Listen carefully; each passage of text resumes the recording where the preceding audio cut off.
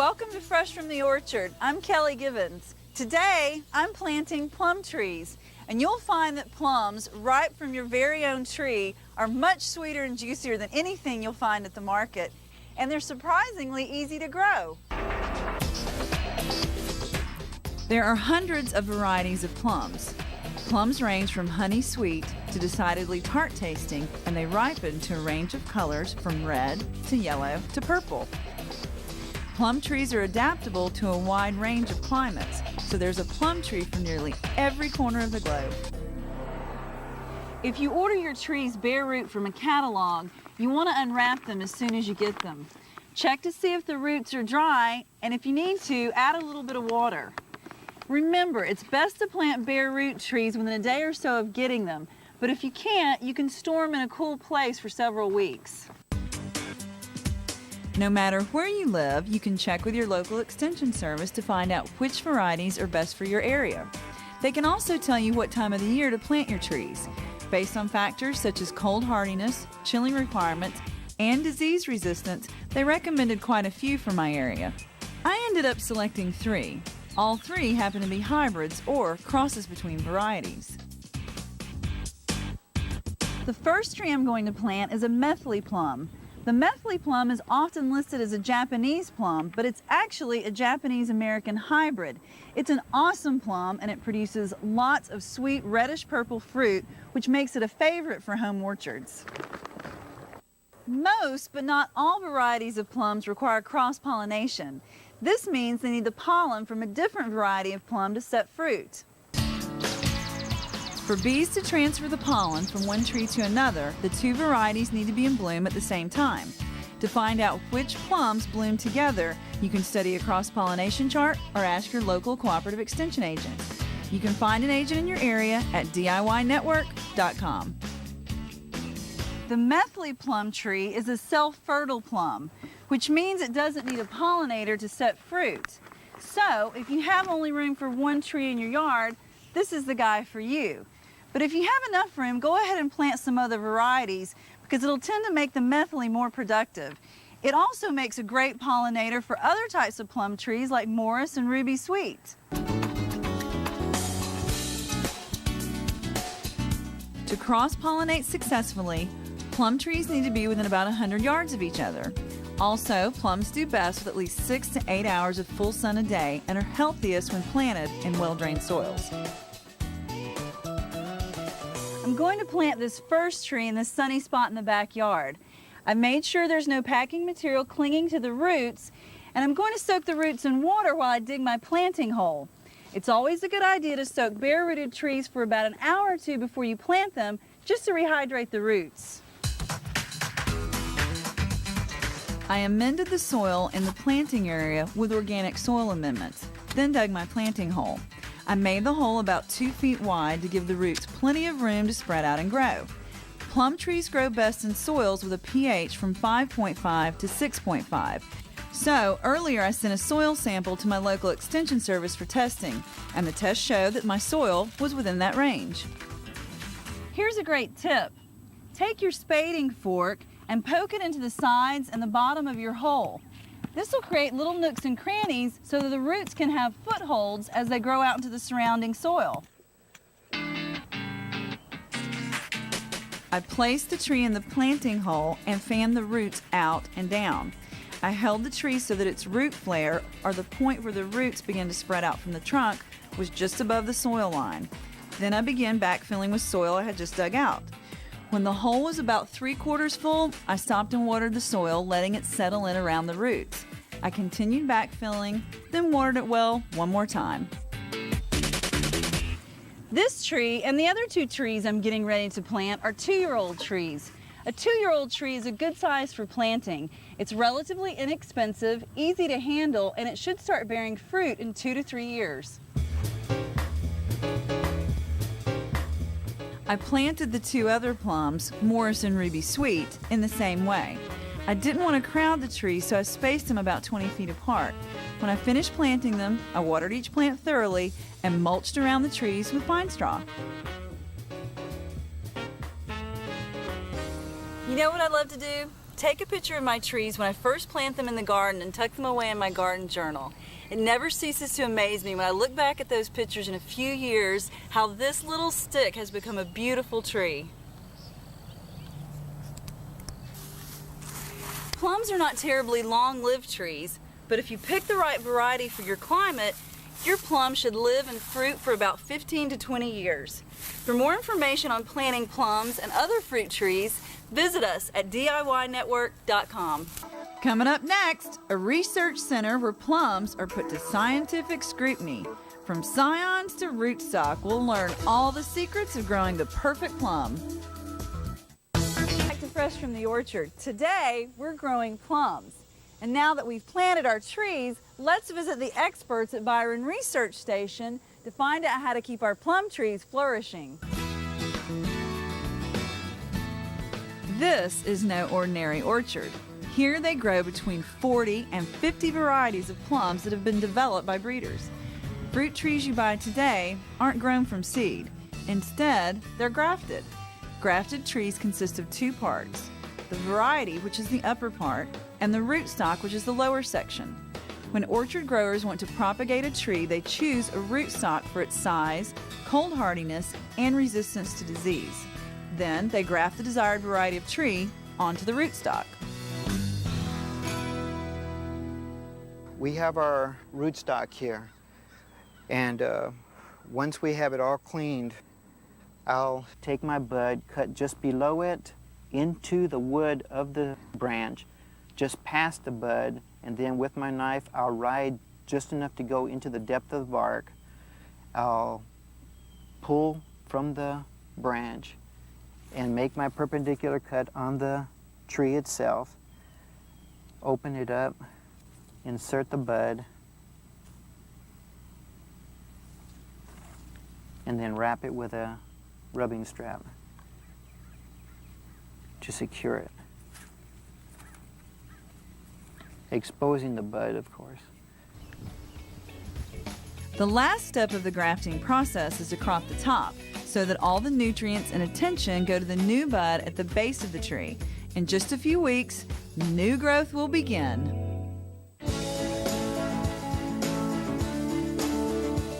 When it comes to choosing the right variety of plums, you need to know about chilling requirements.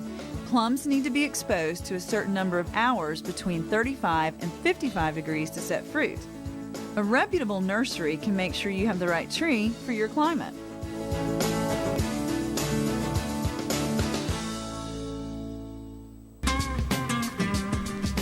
In addition to choosing the right varieties for your area, pruning your trees correctly is essential to the success of your orchard. The best time of year to prune plum trees is after the dormant period or near the end of the dormant period, so after the worst part of the winter is over. You can prune your plum trees in various ways to keep them healthy, but the most common form is a vase shape, also called an open center system.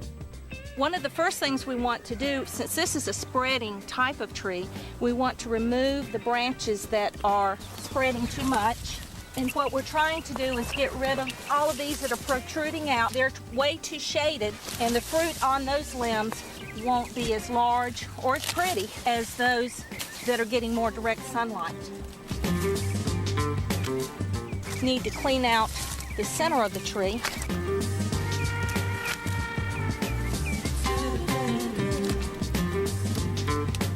So you see now we have an open center. We've removed extraneous low-hanging branches that are going to have poor quality fruit because they're not getting enough sunlight. We now have lots of sunlight getting in to the fruiting wood that will bear the plums for the next season's crop. In addition to pruning, you need to watch out for suckers. Suckers are tall shoots that spring up near the base of your plum tree. Here's the root, and these are the root suckers. And we want to press down. It comes off very easily. Now, the reason you want to do that is at the base of this shoot are small buds. We call them latent buds, and when they're cut, they are forced to sprout. But if you can break it off below that point, you won't get the sprouting.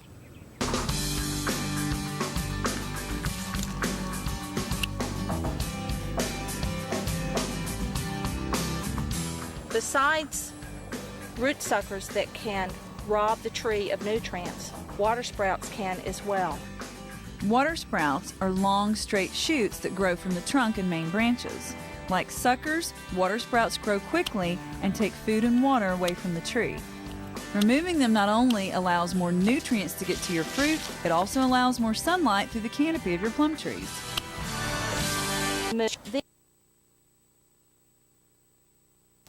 Away from that upright angle are the ones that you want to keep for producing next year's crop. Feeding and weeding also promote healthy trees and a good harvest. Fertilize your trees twice a year with a 10-10-10 fertilizer spread out along the drip line, which is the area around the rim of the canopy. It's also important to keep the orchard floor, the ground underneath your trees, free from weeds and debris. This will help reduce the competition between the tree roots and weeds for water and nutrients. Mulch also helps with weed control. You want to put down a layer of mulch that's about 2 to 3 inches thick to keep the weeds from coming through, keep the sunlight away from the soil. And you want that mulch to go up to but not touch the trunk of the tree. You may not know this, but prunes are actually dried plums. In fact, the marketing folks of the prune industry are starting to move away from the name prunes and are starting to use the term dried plums. When we come back, find out why you should break out your paintbrushes and a can of paint in your orchard. And later, we'll toss together a healthy, plum-delicious dish. Life's tough enough. I'm Kelly Givens. So, we've planted, pruned, and fertilized. Now let's learn from the experts how to protect our trees. We'll work from the ground up, starting with the trunk and a can of paint. 2 things are important when we think about the care of a trunk of a tree. When a tree is young, we're concerned about the green bark being tender and susceptible to damage from herbicides. To protect your tree, it's recommended that you paint the trunk with a 100% latex paint. This paint job should last about a year. Another reason to paint the trunk of the tree is for protecting the tree from uneven temperatures around the trunk during winter months in northern climates. Weather can really affect your plum trees, especially if you get a late spring frost. This can wipe out your harvest for the entire year. Some gardeners combat this by stringing outdoor Christmas lights on their trees to keep them warm on cold winter nights. Rabbits and birds are a couple of plum predators, but some pests you can't see unless you go digging. We have a visitor in this tree, an unwelcome visitor. It's called a peach tree borer. You see this gumming here? That is the tree's response to the presence of the peach tree borer. The peach tree borer is a moth. The adult female lays eggs in the bark and the larvae feed off the tree. But you can get rid of the peach tree borer with insecticides.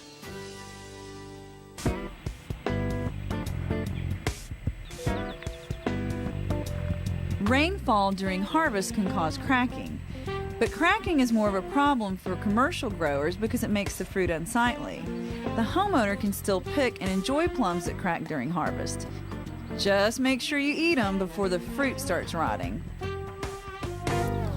This is an example of a plum that cracked a little bit, probably from all this rain we've had. We've had 5 inches of rain the last 2 weeks. So in some cases when they're getting close to ripe, particularly certain varieties, that skin's not very elastic and the thing blows up and they crack. Of course, that's a prime area to get some brown rot in there. Brown rot is a disease that affects a lot of fruit, including plums.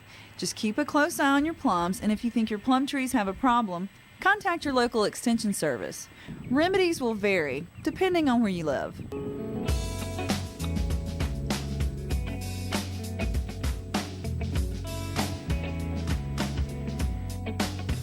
An obvious goal for growing plum trees is to have a bountiful harvest, but sometimes you can have too much of a good thing.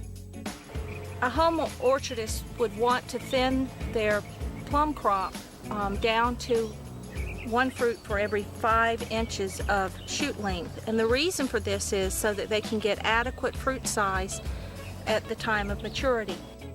Thinning is a must, especially because too many plums can break the tree's branches.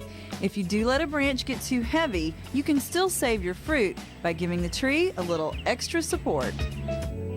One trick you can use is to take prunings from another tree in your yard or a 2x4 and use it to prop the branch up. It's important though to pad the branch. You can use an old piece of hose that you cut and split to fit in the fork, and then just prop this underneath.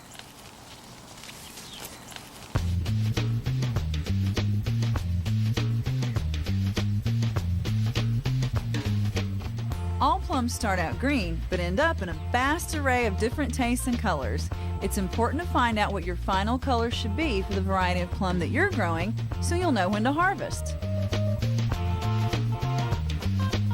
Plums have quite an array of colors, all the way from yellow, which I didn't pick, to these bright red, and then some that are kind of a bronzy color, combination of red and green. Got some that are almost black when they're ripe. This is typical of a lot of what you see in the grocery store from California. Another thing about plums, they'll generally color on up after they're picked. Whereas a peach, you pick it, it's not going to get any redder. But if you pick a plum like this and leave it sitting, it'll probably be the color of the ripe ones in 3 or 4 days. Plums that are grown for prune production are usually harvested by a shaking machine. But in 1905 in California, due to a labor shortage, farmers actually used monkeys to harvest the dried plums. So maybe harvesting is not quite as hard as we think, huh? Coming up, find out how boiling water can make eating plums that much easier, and see how lemons and plums go well together. Got a mystery in your house? Well, by now you probably have visions of plums dancing in your head. And why not? There are so many great ways to enjoy them. So first, let's talk about storing and preparing plums. Then I'll share some yummy recipes with you. To store freshly harvested plums, keep them in a loosely covered container in a cool location or in your refrigerator. Plums that were picked near the peak of their ripeness will stay fresh for about 3 or 4 days, while plums picked before their flesh is soft will last up to 2 to 3 weeks. If you want to eat your plums fresh, take them out of the refrigerator several hours before you want to eat them. Plums are always juiciest at room temperature, and most folks think they taste sweeter at room temperature too. To remove the pit from plums, all you need to do is cut the plum in half lengthwise, twist the halves apart, and lift out the pit.